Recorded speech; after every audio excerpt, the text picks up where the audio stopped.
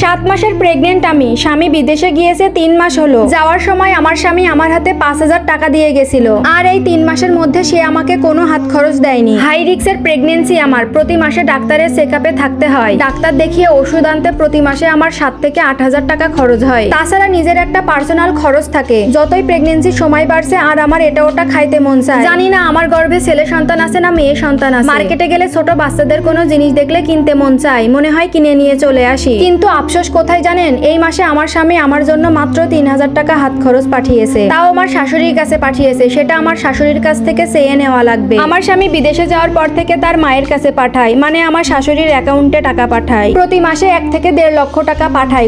কোনো মাসে এর থেকে বেশিও পাঠায়। সংসার খরচ, আমার একটা ননদ আছে, তার সব খরচ এবং আমার মাঝে মাঝে কিছু হাত খরচ দেয়। সব থেকে খারাপ লাগে কোথায় জানেন, আমার জন্য যে টাকাটা পাঠায় সেই টাকাটা শাশুড়ির কাছ থেকে চেয়ে নিতে অনেক কৈফিয়ত দিতে হয়। বলে রান্না বাড়া খাওয়া দাওয়া সবই তো আমাদের সাথে করো, তাহলে এক্সট্রা টাকা আবার কিসের জন্য লাগবে। এক কথায় আমার শাশুড়ি আর ননদ আমার কোনো প্রকারের খরচ দিতে চাইতো না। তারপর আমার স্বামীর সাথে কথা বলি যে এই প্রেগনেন্সির সময় আমার কিছু টাকা বাড়িয়ে দিতে। সে স্পষ্ট ভাবে জানিয়ে দেয় সে আর আমার পিছনে 1 টাকাও খরচ করবে না। আমার প্রতি মাসে ওষুধ কিনতেই খরচ লাগে 7 থেকে 8000 টাকা। আরো তো পার্সোনাল খরচ থাকে, এটা যদি তুমি না দাও তাহলে আমি চলবো কিভাবে। সে স্পষ্ট ভাবে আমাকে জানিয়ে দেয় আমার পিছনে সে আর 1 টাকাও খরচ করবে না। যদি আমার টাকার প্রয়োজনই হয় তাহলে যেন আমি বাপের বাড়ি থেকে আনি। আমি বললাম এতদিন তো বাবা মাই চালিয়েছে, তারা আর কত দেবে। কথা বলার সময় এমন একটা ভাব ধরে মনে হয় যেন সন্তানটা আমাদের না অন্য কারোর। আমার পিছনে টাকা খরচ করা মানেই লস, সে এখন এমনটাই মনে করে। আমার এখন এই অবস্থায় বেশি প্রয়োজন আমার স্বামীকে। মাঝে মাঝে ঘুম থেকে কেঁপে উঠি, দেখি আমার স্বামী আমার পাশে নেই, তখন কি যে একটা খারাপ লাগে। তার সাথে সকালে একবার রাতে একবার কথা হয়। এর মাঝে যদি কথা বলতে মন চায়, আমি যদি ফোন দিই তাহলে নাম্বার ব্লক করে রেখে দেয়। আর যদি টাকা পয়সার কথা বলি তাহলে তো কথা বলাই বন্ধ করে দেয়। এমনও হয়েছে 10 দিন আমাকে ব্লক করে রেখে দিয়েছে। বিয়ের পর 1.5 বছর আমার স্বামী আমার সাথে ছিল,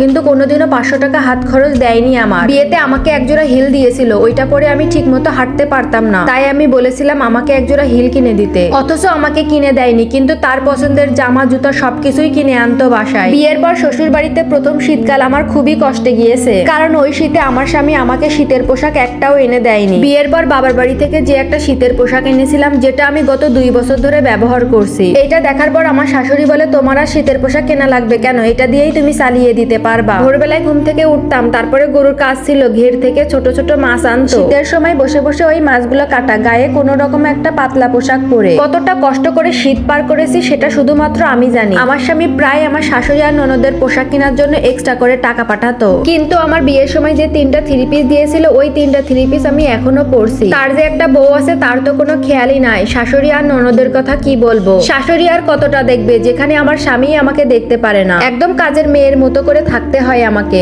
আমার বাবা বিয়ের সময় নগদ 6 লাখ টাকা দিয়েছিল যাতে তার মেয়েটা একটু সুখে থাকে। আমার স্বামীর বয়স আমার থেকে 18 বছর বেশি ছিল, তার থেকে আমি বয়সে অনেক ছোট। মানুষ কত কিছু দিয়েও রাখতে পারছে না, আর সে আমাকে অবহেলা করে। আমার এই অবস্থায় বাড়িতে 2টা মানুষ থাকা সত্ত্বেও সমস্ত কাজ আমার একার হাতে করা লাগে। শাশুড়ি আর ননদ আমাকে যেই পরিমাণে কষ্ট দেয়, সব মিলিয়ে আমি ডিসিশন নিয়েছি এখানে আর সংসার করব না। আমি যথেষ্ট সুন্দরী এবং শিক্ষিত, আমি চাইলে একটা চাকরিও করতে পারি। আবার সন্তানের কথা চিন্তা করে সংসারটা ছাড়তেও মন চায় না। প্রথমত আমার সন্তান, দ্বিতীয়ত আমার বাবার 6 লাখ টাকা, তৃতীয়ত আমি মানসিকভাবে অশান্তিতে আছি। আমি ভাবছি সন্তান না হওয়া পর্যন্ত শ্বশুর বাড়িতেই থাকবো। যদি দেখি এইভাবে আর হচ্ছে না তাহলে আমি আমার বাবার বাড়িতে চলে যাব। এইটা একটা আপুর জীবন কাহিনী। শ্বশুর বাড়িতে সবার অবহেলা মেনে নেওয়া যায়, কিন্তু স্বামীর অবহেলা কখনোই মেনে নেওয়া যায় না।